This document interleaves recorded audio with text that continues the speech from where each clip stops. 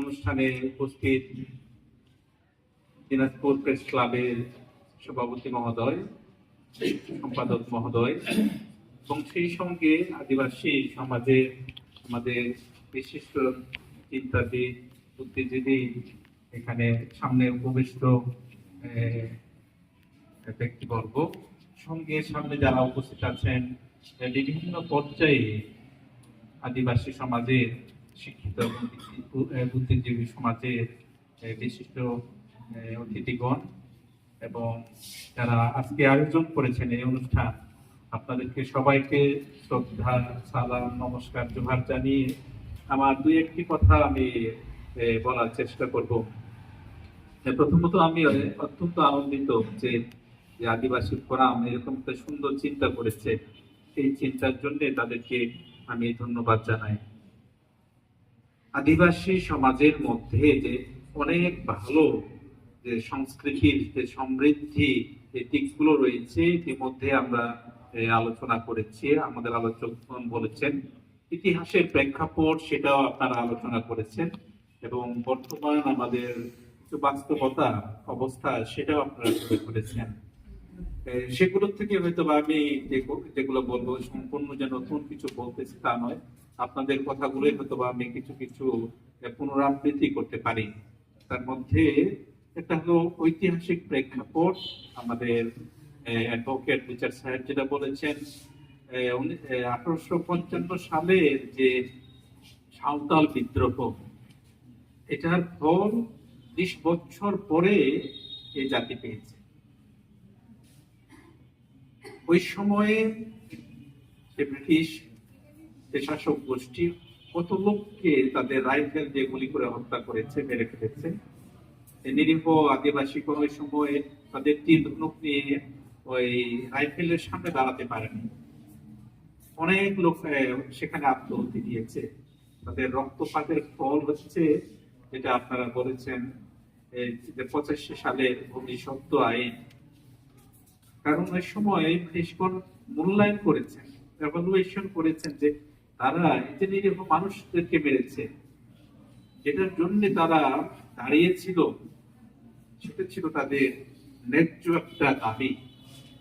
যার জন্য ব্রিটিশ অন্তত একটা ভালো কাজ করে গেছে, যেন এই সমস্ত নিরীহ জনগণ পরবর্তীতে কেউ যেন তাদের ভূমি থেকে তাদেরকে যেন বিতাড়িত না করে, না ঠকায়। আর এই জন্য এই আইনটি যে আদিবাসীদের জন্য শুধু সাঁওতাল নয়, ওই সময় কিন্তু এই আন্দোলনে বা এই বিদ্রোহী যোগ দিয়েছিল সাঁওতাল সহ অনেক আদিবাসী জনগোষ্ঠী এবং বাঙালি জনগোষ্ঠীও এটাতে অংশগ্রহণ করেছে।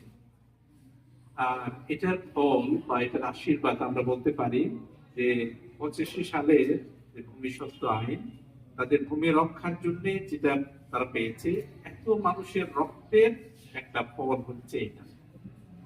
আর ইতিমধ্যে আপনারা বলেছেন আজকে কিন্তু এটার ব্যত্যয় কেন ঘটতেছে, এটার ব্যত্যয় ঘটতেছে আমাদেরই কারো কারো হয়তো বা নিজের স্বার্থের কারণে।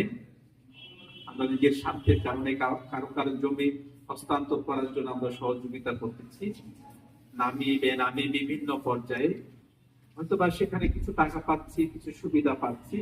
এটার কারণে ইতিমধ্যে আমাদের এই প্রেস ক্লাবের সভাপতি মহোদয় যেটা বলেছেন, অনেক ক্ষেত্রে কিন্তু আমরা দায়ী, আমরা তাদেরকে দায়ী করতে পারবো না। এ পর্যায়ে সংস্কৃতির বিষয়ে দুই একটি কথা বলতে চাই। আদিবাসী সংস্কৃতি অত্যন্ত সমৃদ্ধ একটি বলবো সংস্কৃতি। যদি আমি সবগুলো বলতে যাব না, উদাহরণ হিসেবে যদি সাঁওতাল ভাষার কথা বলি, সাঁওতাল ভাষাকে নিয়ে যারা গবেষণা করেছে তাদের মধ্যে অনেক ব্রিটিশ যারা সংস্কৃতিবিদ ছিলেন, সাহিত্যবিদ ছিলেন, এই ভাষাকে নিয়ে তারা গবেষণা করেছেন এবং আপনারা অনেক বই পাবেন, গ্রামার পাবেন। এই ভাষাটি এই পৃথিবীর অন্যতম যে ভাষাগুলো রয়েছে পৃথিবীতে, সে ভাষাগুলোর সাথে অনেক সাদৃশ্য রয়েছে। যেমন আমরা যদি জ্ঞানীদের ভাষা যদি আমরা চিন্তা করি, প্রথমে চিন্তা করব গ্রিক ভাষা এবং ল্যাটিন ভাষাকে আমরা চিন্তা করব। এই ল্যাটিন ভাষার সঙ্গে আমাদের সান্তাল গ্রামারের যে ডিক্লেরেশন গুলো রয়েছে একেবারে হুবহু মিল রয়েছে।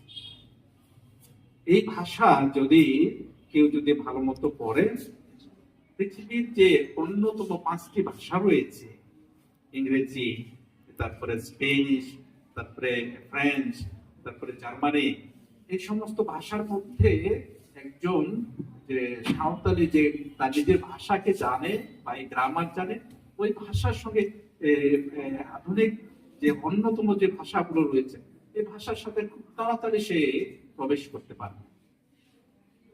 আর এই জন্য এটা দরকার হলো আপনাদের মতো যারা শিক্ষিত আমাদের সমাজ থেকে, তাদের এই ভাষা নিয়ে কিছু গবেষণা করা, নতুন ছাত্রছাত্রী যারা রয়েছে তাদেরকে উৎসাহিত করা। কারণ ইতিমধ্যে আমার পূর্ব বক্তা উনি বলে গেছেন, মজ্জান সাহেব উনি বলে গেছেন, খুবই সুন্দর কথা বলে গেছেন, নিজের ভাষা যদি আমরা না জানি, এটা রিচনেস, এটা যদি আমরা না বুঝি, তাহলে এটা আমরা মনে করবো মনে হয় একটা অনেক সময় আমাদেরকে হয়তো বা তুচ্ছ তাচ্ছিল করেন, কিন্তু আমাদের যে ভাষা অন্তরালে যে গভীর জ্ঞান রয়েছে সেটাকে আমাদের আবিষ্কার করতে হবে। আর এই জন্য যারা সাঁওতালি ভাষা ভালো মতো জানতে পারবে, পড়তে পারবে, তারা অন্যতম যে জ্ঞানের জগৎ, জ্ঞান কোষে তারা খুব সহজেই প্রবেশ করতে পারবে। আর এই জন্য আজকে সংস্কৃতির বিষয়ে যেটা বলা হয়েছে, আমি উৎসাহিত করি এই বিষয়টা যেন আমরা যারা এই ভাষাভাষীর মানুষ, আমাদেরকেই বুঝতে হবে, এটার পিছনে যেতে হবে, স্টাডি করতে হবে। এবং আমি আপনাদেরকে বলতে পারবো, কারণ আমি নিজে গ্রিক পড়েছি, ল্যাটিন পড়েছি, এবং ল্যাটিনের সঙ্গে আমি ল্যাটিন এবং সাঁওতাল ভাষা দুটাকে পাশাপাশি দাঁড় করিয়েছি, একেবারেই আপনারা হুবহু মিল পাবেন। আর এই জন্যই আহ্বান করি যে অত্যন্ত একটা সুন্দর একটা বিষয় ছিল সংস্কৃতি, এটা অনেক সমৃদ্ধশালী একটা ভাষা এবং সংস্কৃতি। তারপরে যেটা বলা হয়েছে ভূমির বিষয়ে, ভূমির বিষয়ে একইভাবে আমি পূর্ব বক্তাদের সাথে মিল রেখে বলতে চাই, অন্য মানুষ জোর করে আপনার জমি কেউ চুরি করবে না, দখল করবে না, যদি আমি বা আপনি বা আমরা কাউকে ওখানে না ঢুকাই। প্রথম দোষ বা দায় আমাদের কিন্তু নিতে হবে। তারপরে এখন আর একটা বিষয় যেটা বলা হয়, এই যে পারমিশন যেটা বলা হচ্ছে, এই পারমিশন এটা কার হাতে রয়েছে? এই পারমিশন আমাদের বিভিন্ন উপজেলায় যে আদিবাসী চেয়ারম্যানগণ রয়েছেন, তাদের সহায়তা ছাড়া জেলা প্রশাসক মহোদয় কোনোদিন ওটাতে পারমিশন দিবে না। এখানে আমরা কাকে দায়ী করব? আমরা সরকারকে দায়ী করব? এটা মনে হয় ঠিক না। এটার পিছনে মির্জাফর যদি থাকি, আমরা তো আমাদের সমাজের মধ্যে আছি, আমাদের লোকদের মধ্যে আছে। আজকে আপনারা আদিবাসীরা বলেন আমাদের জমি আমরা আর কেউ বিক্রি করব না, জেলা প্রশাসক মহোদয় কি পারবেন এই জমিটা হস্তান্তর করতে? পারবেন না। তাই এটার জন্য যে বৃহত্তর যে সচেতনতা দরকার, আমাদের জনগণকে সচেতন হতে হবে, এবং ভূমির সাথে অস্তিত্ব দুটো একসাথে যাবে। আমাদের অস্তিত্ব থাকবে যদি ভূমি থাকে, আমাদের অস্তিত্ব থাকবে না যদি ভূমি না থাকে। 55 সালের যে সাঁওতাল বিদ্রোহ ভূমির জন্য ছিল, তাদের অন্যান্য অধিকারের সাথে এটাও গুরুত্বপূর্ণ ছিল। এবং 52 সালের যে বাংলাদেশের অন্যতম যে ভাষা আন্দোলনের যে সংগ্রাম, এটার জন্য আমাদের সংস্কৃতি ভাষার জন্য ছিল। 71 সালের যে যুদ্ধ, স্বাধীনতা যুদ্ধ, এটার জন্য আমাদের দেশ এবং ভূমির জন্য ছিল। তাই একইভাবে এই আলোচনা সভা, এই প্রোগ্রাম, এই আয়োজন আমি অনেক সাধুবাদ জানাই, কারণ এটা আমাদের হয়তো অনেক সচেতনতা দান করবে, এবং আমরা যারা এখানে উপস্থিত আছি আমাদের সঙ্গে সঙ্গে আরো অনেক মানুষকে আমরা অনুপ্রাণিত করব। আর এইভাবেই আমি মনে করবো আমরা পারবো আমাদের যে ভূমি অধিকার রক্ষা করতে, আমাদের সংস্কৃতি রক্ষা করতে, এবং এই দেশের মধ্যে আমরা দেশের নাগরিক, এবং এখানে আমাদের অন্যান্য জাতীয় গোষ্ঠীর যেরকম অধিকার আছে আমাদেরও একই অধিকার আছে। আইন সংবিধানে আইন একই আমাদের। সংবিধান আমাদেরকে বলছে না যে আমরা এটা থেকে বঞ্চিত, কিন্তু এটার জন্য আমাদেরকে একসঙ্গে যৌথভাবে যদি আমরা কাজ করতে পারি আমরা দেখবো যে আমরা পারব। শেষ কথা বলে, আদিবাসী জনগোষ্ঠী অনেক সাহসী জনগোষ্ঠী। তারা ওই সময় যদি ব্রিটিশের বিরুদ্ধে যদি দাঁড়াইতে সাহস করেছিল, এই সাহস কিন্তু এর আগে অন্য জাতির এইভাবে সাহস হয়নি। এবং এটা আমাদের বাংলাদেশের স্বাধীনতার জন্য একটা মাইল ফলক ছিল, এবং যার কারণে আমি বলবো যে আমরা এখনো পারবো, আমাদেরকে আগাইতে হবে। আমরা ক্রীড়া জগতে যদি আমরা দেখি, এখন যদি আমরা ফুটবল খেলা আয়োজন করি, ওখানে আপনারা দেখবেন এলাকার মধ্যে অধিকাংশ কারা থাকবে, খেলোয়াড়রা আদিবাসী ছেলে মেয়েরা থাকবে। আমাদের যে জাতীয় যে মহিলা ফুটবল এর মধ্যে এখানে বেশিরভাগ কারা আছে, আদিবাসী মেয়েরা আছে, এবং তারা আমাদের বাংলাদেশের সুনাম তারা আমাদের সামনে নিয়ে আসতেছে। এজন্য আমাদের তো মূল্য আছে, আমাদের তো সেই শক্তি আছে, আমাদের সেই বিভিন্ন গুণাবলী আছে, এবং এগুলোকে আমাদের দেখতে হবে যে আমরা এত দুর্বল নই। আমাদের অনেক গুণাবলী আছে, অনেক সাহস আছে, অনেক শক্তি আছে।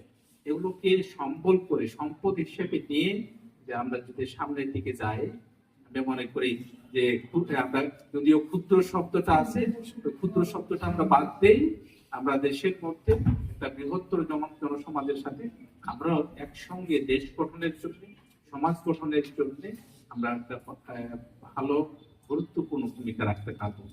আজকে এই আয়োজনের জন্য আমি আবারও সবাইকে ধন্যবাদ জানাই, এবং আমি যে সমস্ত সুন্দর চিন্তা চেতনা আমরা পেয়েছি এটা আমরা ধারণ করি, লালন করি, এবং এইভাবে আমাদের এই উদ্দেশ্য সফল করার জন্য আসুন আমরা সবাই একসাথে হাতে হাত মিলিয়ে সামনের দিকে আমরা এগিয়ে যাই।